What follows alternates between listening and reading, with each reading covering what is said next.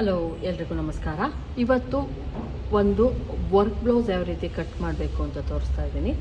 Work blouse ಇದು ತೋಳು ತುಂಡ ತೋಳಿದೆ, ಇದು ಬಂದು ಉದ್ದ ತೋಳು, ಅಂದರೆ ಸ್ಲೀವ್ ಲೆಂತು 9 ಅಥವಾ 10 ಇದೆ. ಈ ವರ್ಕ್ ಮಾಡಿಸ್ಕೊಂಬಂದಿದ್ದಾರೆ. ಇದು ಎಷ್ಟಿದೆಯೋ ಅಷ್ಟನ್ನು ನೋಡಿ ಕಟ್ ಮಾಡ್ಕೊಳ್ಳೋಣ. ಮತ್ತು ನೀವು ವರ್ಕ್ ಬ್ಲೌಸ್ ಕಟಿಂಗ್ ಮಾಡಬೇಕಾದ್ರೆ ಲೈನಿಂಗ್ ಅಲ್ಲ, ಮೇನ್ ಬಟ್ಟೆ ಸರಿಯಾಗಿ ಕಟ್ ಮಾಡ್ಕೊಳ್ಳೋಣ. ಲೈನಿಂಗ್ ಆಮೇಲೆ ಅದನ್ನ ಇಟ್ಕೊಂಡು ಕಟ್ ಮಾಡಿಕೊಂಡ್ರೆ ಆಯಿತು. ಫಸ್ಟು ಲೈನಿಂಗ್ ಕಟ್ ಮಾಡ್ತಾ ಇಲ್ಲ, ಮೇನ್ ಬಟ್ಟೆ ಕಟ್ ಮಾಡ್ತಾ ಇದ್ದೀನಿ. ಇದು ಅಳತೆ ಬ್ಲೌಸ್.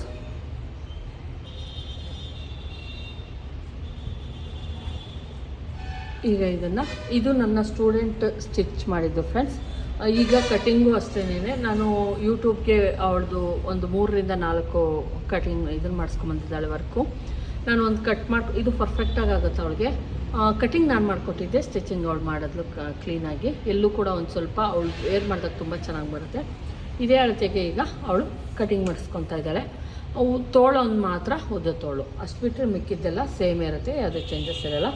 ಚೆಸ್ಟ್ ಎಷ್ಟಿದೆ ನೋಡ್ಕೊಳ್ಳೋಣ. ಚೆಸ್ಟ್ ಬಂದು 9.25 ಇದೆ ಫ್ರೆಂಡ್ಸ್, 9.25 ಇದೆ. ಬ್ಲೌಸ್ ಉದ್ದ ಬಂದು 13.5, ಬ್ಲೌಸ್ ಉದ್ದ ಬಂದು 13.5 ಫ್ರೆಂಡ್ಸ್. ಬ್ಲೌಸ್ ಉದ್ದ ಬಂದು 13.5. ಸಾರಿ ಶೋಲ್ಡರ್ ಸ್ಟಿಚ್ ಸಿಕ್ಕಿರಲಿಲ್ಲ. 14 ಇಂಚು ಬ್ಲೌಸ್ ಲೆಂತ್ ಬಂದು 14 ಇಂಚು. ತೋಳಿನ ಉದ್ದ ಎಷ್ಟಿದೆಯೋ ಅಷ್ಟು ಇಡ್ತೀನಿ. ಆರ್ಮೋಲ್ ರೌಂಡಿಂಗ್ ಬಂದು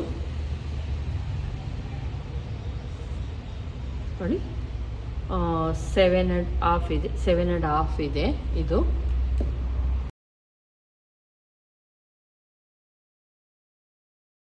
ಈಗ ಬ್ಲೌಸ್ ಕಟ್ಟಿಂಗನ್ನು ಮಾಡೋಣ. ಇದು ವರ್ಕ್ ಬ್ಲೌಸ್ ಮಾಡಿಸ್ಕೊಂಬಂದಿರೋದು.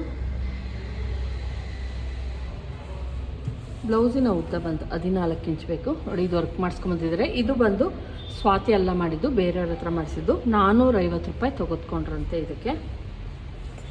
ಅದೇ ತೋಳು ಮಾಡಿದ್ದೀವಿ ಅಂತ ಜಾಸ್ತಿ ತಗೊಂಡಿದ್ದಾರೆ ನೋಡಿ. ಇಲ್ಲಿ ನೀಟಾಗಿ ಬ್ಯಾಕಲ್ಲೂ ಮತ್ತು ಫ್ರಂಟಲ್ಲಿ ಏನು ವರ್ಕ್ ಮಾಡಿಸಿರ್ತಾರೆ ಅದು ನೋಡ್ಕೊಳ್ಳಿ ಕರೆಕ್ಟಾಗಿ. ಇಲ್ಲಿ ನಾನು ಗುಂಡ್ಪಿನ್ ಹಾಕಿದ್ದೀನಿ, ಮೂರು ಹತ್ರ ಗುಂಡ್ಪಿನ್ ಹಾಕಿದ್ದೀನಿ. ನೆಕ್ಕನ್ನು ಕರೆಕ್ಟಾಗಿ ಇಟ್ಕೊಂಡಿದ್ದೀನಿ. ಈಗ ಬ್ಲೌಸ್ಗೆ ಬಂದು 14 ಇಂಚ್ ಬೇಕು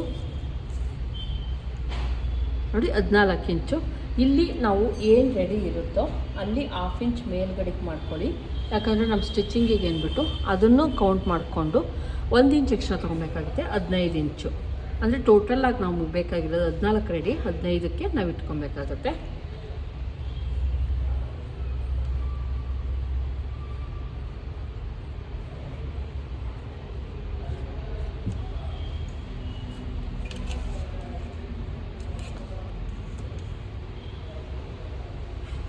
ಒಂದು ಲೈನ್ ಹಾಕ್ತಾಯಿದ್ದೀನಿ ಕರೆಕ್ಟಾಗಿ.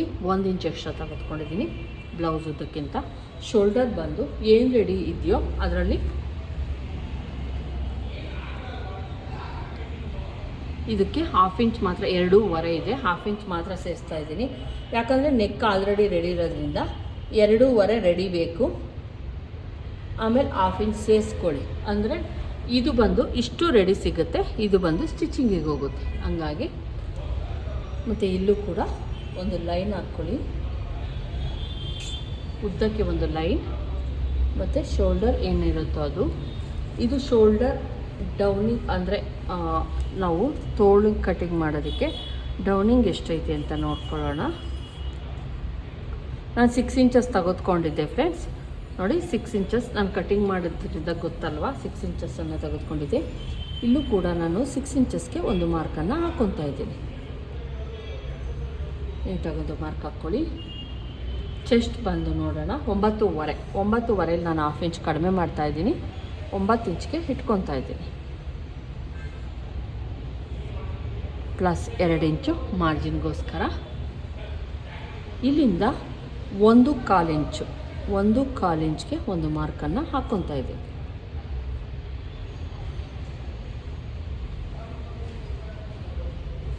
ಈ ಥರ ಒಂದು ಮಾರ್ಕ್ ಹಾಕ್ಕೊಳ್ಳಿ. ಈಗ ಇದನ್ನು ಕಟ್ ಮಾಡೋಣ.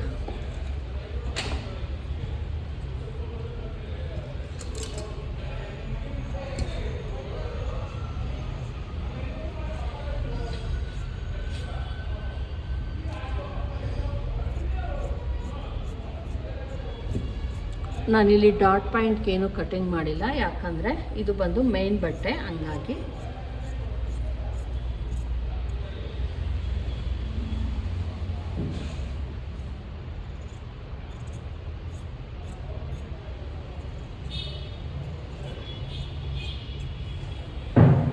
ನೋಡಿ ನಮ್ಮ ಏನು ಬಾಡಿ ಪಾರ್ಟ್ ಇತ್ತು ಅದು ರೆಡಿ ಆಯಿತು.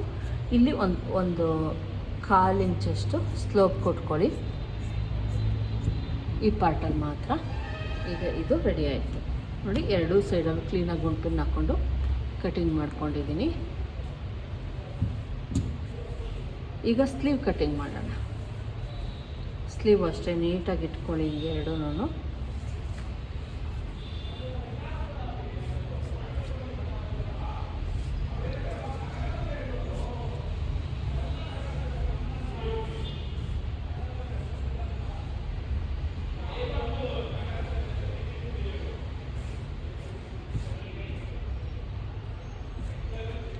ತೋಳಿನ ಉದ್ದ 10 ಇಂಚು ಅಥವಾ 9 ಇಂಚಿಗೆ ತೊಗೊತಾ ಇದ್ದೀನಿ. ನಾನಿಲ್ಲಿ 1/2 ಇಂಚ್ ಬಿಟ್ಟಿದ್ದೀನಿ, 9.5 ಇಲ್ಲಿಗೆ ಮಾರ್ಕು. ಇಲ್ಲಿಂದ 1/2 ಇಂಚ್ ಮೇಲ್ಗಡೆಗೆ ತೊಗೊತೀನಿ. ತಗೊಂಡು ಒಂದು ಲೈನ್ ಎಳ್ಕೊತೀನಿ ಇಲ್ಲಿ. ಅಂದರೆ ಫುಲ್ ಕಟ್ ಮಾಡ್ಕೊತಾ ಇದ್ದೀನಿ. ತೋಳಿಗೆ ಯಾವುದೇ ಶೇಪ್ ಆ ಥರ ಏನೂ ಇಲ್ಲ. ಇದನ್ನು ನಾನು ಇದರಲ್ಲಿ ಕಟ್ ಮಾಡ್ಕೊತೀನಿ, ಅದರಲ್ಲಿ ಲೈನಿಂಗ್ನಲ್ಲಿ ಕಟ್ ಮಾಡ್ಕೊತೀನಿ. ಇದನ್ನು ಕಟ್ ಮಾಡಿ ತೆಗೆದು ಬಿಡೋಣ. ನೋಡ್ಕೊಳ್ಳಿ, ಕೆಲವೊಂದು ಸಲ ಏನು ವರ್ಕ್ ಇರುತ್ತೆ ಅದು ಕರೆಕ್ಟಾಗಿ ಮಾಡಿದರೆ ಓಕೆ. ಮತ್ತು ಇವೆರಡು ಏನು ಪಾಯಿಂಟ್ಗಳಿದ್ದಾವೆ, ಈ ಪಾಯಿಂಟಿಂದ ಕರೆಕ್ಟಾಗಿ ಸೆಂಟ್ರಿಗೆ ನಾಚಾಕೊಳ್ಳಿ. ನಮ್ಮ ಎರಡು ತೋಳಿಂದು ಪಾರ್ಟು ರೆಡಿ ಆಯಿತು.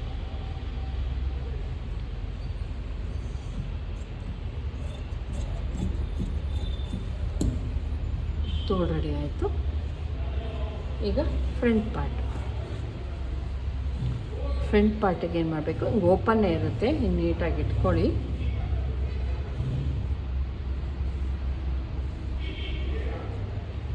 ಕರೆಕ್ಟಾಗಿ ಇಟ್ಕೊಳ್ಳಿ ಒಂದ್ಸಲ. ಇಲ್ಲೂ ಅಷ್ಟೇ ನಾವು ಮೇಲ್ಗಡೆ 1/2 ಇಂಚಿಗೆ ನೀಟಾಗಿ ಒಂದು ಮಾರ್ಕ್ ಹಾಕ್ಕೊಳ್ಳಿ. ಯಾಕಂದರೆ ಇಲ್ಲಿ ಕಟ್ ಮಾಡಿದ್ರೆ ಇಲ್ಲಿಗೆ ಸ್ಟಿಚಿಂಗ್ ಬರುತ್ತೆ. ನೆಕ್ ಯಾವುದೇ ಕಟ್ಟಿಂಗನ್ನು ಮಾಡ್ಕೊಳಕ್ಕೆ ಹೋಗಬೇಡಿ.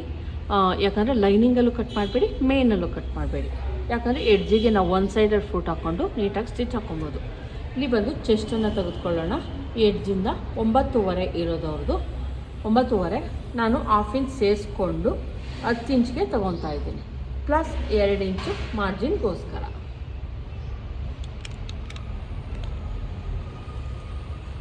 ಇಲ್ಲಿ ಒಂದು ಲೈನ್ ಹಾಕ್ಕೊಳ್ಳೋಣ.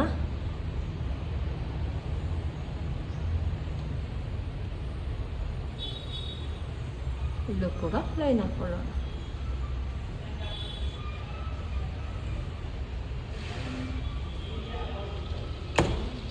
ನೋಡಿ, ಇಲ್ಲಿ ಒಂದು ಲೈನ್ ಎಳ್ಕೊಂಡಿದ್ದೀನಿ. ಉದ್ದಕ್ಕೆ ಎಷ್ಟು ಬೇಕೋ ಅಷ್ಟು ಲೈನ್ ಎಳ್ಕೊಂಡಿದ್ದೀನಿ.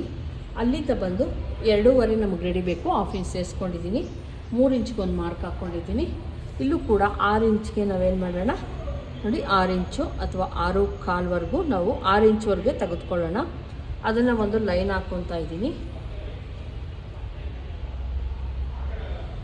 ಇಲ್ಲಿ ಒಂದು ಲೈನ್ ಹಾಕ್ಕೊಂಡಿದ್ದೀನಿ.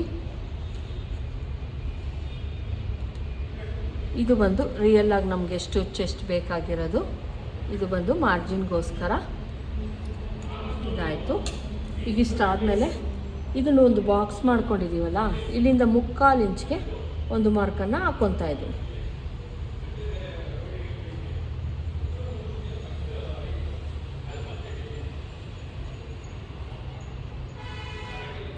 ಮುಕ್ಕಾಲು ಇಂಚ್ಗೆ ನಾನು ಒಂದು ಮಾರ್ಕನ್ನು ಹಾಕ್ಕೊಂಡಿದ್ದೀನಿ. ಮತ್ತು ಇಲ್ಲಿಂದ 1 ಇಂಚ್ಗೆ ಮಾರ್ಕ್ ಹಾಕ್ಕೊಂಡು ಸೆಂಟರ್ಗೆ ಒಂದು ಮಾರ್ಕನ್ನು ಹಾಕ್ಕೊಳ್ಳಿ. ಇಲ್ಲಿ ಬ್ಲೌಸ್ ಲೆಂತ್ ಬಂದು 2.5 ಇಂಚ್ ಎಕ್ಸ್ಟ್ರಾ ತೆಗೆದುಕೊಂಡಿದ್ದೀನಿ.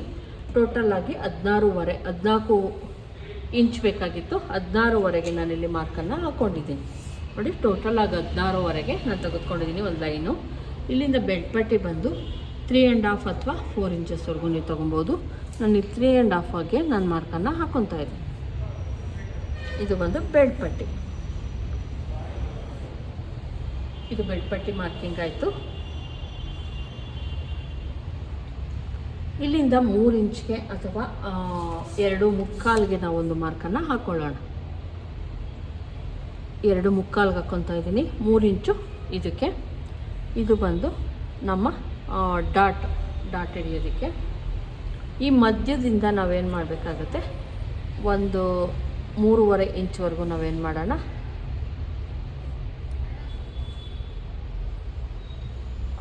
ಡಾಟ್ ಮಾಡೋದಕ್ಕೆ ಎಳ್ಕೊಳ್ಳಿ.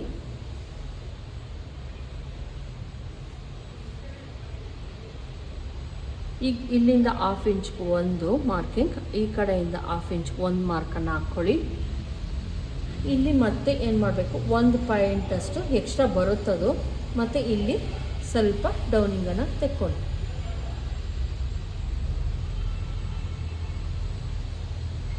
ಆರ್ಮೋಲ್ ಜಾಸ್ತಿ ಆಗಲಿಲ್ವ, ಅದು ಖಂಡಿತ ಜಾಸ್ತಿ ಆಗಲ್ಲ, ಸರಿಯೇ ಬರುತ್ತದು. ಈಗ ಕಟ್ ಮಾಡ್ತಾ ಇದ್ದೀನಿ.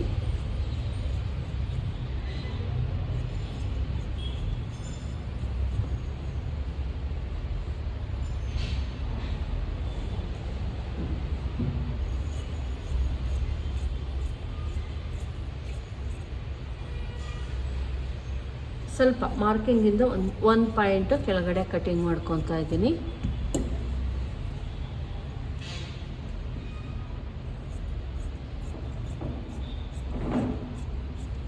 ಬೆಲ್ಟ್ ಪಟ್ಟಿ ರೆಡಿ ಆಯಿತು. ಈಗ ಬಾಡಿ ಪಾರ್ಟಲ್ಲೂ ಅಷ್ಟೇ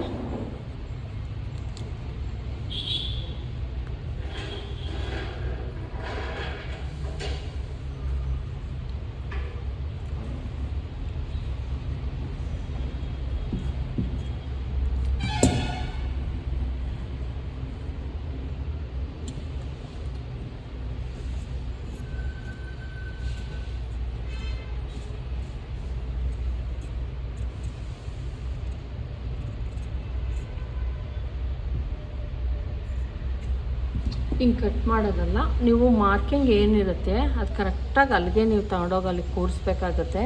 ಅದು ತುಂಬಾ ಇಂಪಾರ್ಟೆಂಟು. ಎಲ್ಲಿಗೆ ನಾವು ಕರೆಕ್ಟಾಗಿ ಡಾಟ್ ಹಿಡಿತೀವಿ ಅದು ತುಂಬ ಇಂಪಾರ್ಟೆಂಟು. ಡಾಟ್ ಹಿಡಿದಾಗ ಮಾತ್ರ ನೀಟಾಗಿ ಫಿನಿಶಿಂಗ್ ಬರೋದು, ಇಲ್ಲಾಂದರೆ ಫಿನಿಶಿಂಗ್ ಅಷ್ಟು ನೀಟಾಗಿ ಬರಲ್ಲ. ಅದು